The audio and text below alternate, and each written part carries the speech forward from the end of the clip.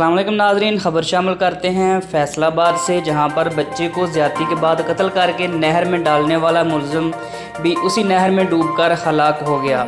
जी, बच्चे को ज़्यादती के बाद कत्ल करके नहर में डालने वाला मुलज़िम भी इसी नहर में डूबकर हलाक हो गया। मुलज़िम को आला कत्ल की बरामदी के लिए सेम नहर पर ले जाया गया, जहां इसने भागने की कोशिश की और नहर में छलांग लगाकर मौत को गले लगा लिया। तफसीलात के मुताबिक फैसलाबाद के इलाका मामू कांजन से 3 रोज़ कबल 11 साल असद अली घर के बाहर से लापता हो गया, जिसके अगवा का मुकदमा थाना मामू कांजन में दर्ज करवाया गया। मुकदमा दर्ज करने के बाद पुलिस ने बच्चे की तलाश शुरू कर दी। इस दौरान शुबा पर महल्लेदार ज़ीशान को हिरासत में ले लिया गया तो मुलज़िम ने इंकशाफ किया कि इसने मासूम बच्चे को बेदर्दी से ज़्यादती का निशाना बनाने के बाद इसे कत्ल कर दिया। पुलिस के मुताबिक ज़ीशान नामी शख्स ने बच्चे को महल्ले से अगवा कर लिया था, जिसके बाद उसे जानवरों की हवेली में ले गया और ज़्यादती का निशाना बनाने के बाद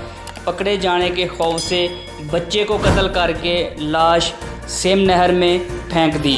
पुलिस का कहना है कि मुलज़िम ज़ीशान को आला कत्ल की बरामदी के लिए सेम नहर ले जाया गया, जहां इसने भागने की कोशिश की और उसी नहर में छलांग लगाकर जिससे मुलज़िम डूबकर हलाक हो गया।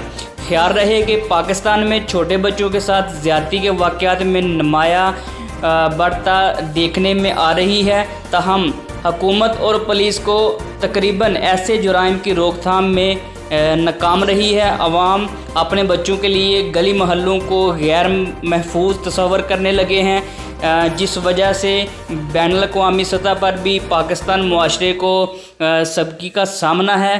ख्याल रहे कि तकरीबन गबर रोज़ फैसलाबाद में शोहर ने अपनी बीवी को दूसरी शादी की इजाज़त ना देने पर कत्ल कर दिया था। पुलिस ने मुलज़िम को गिरफ़्तार करके तफ्तीश शुरू कर दी।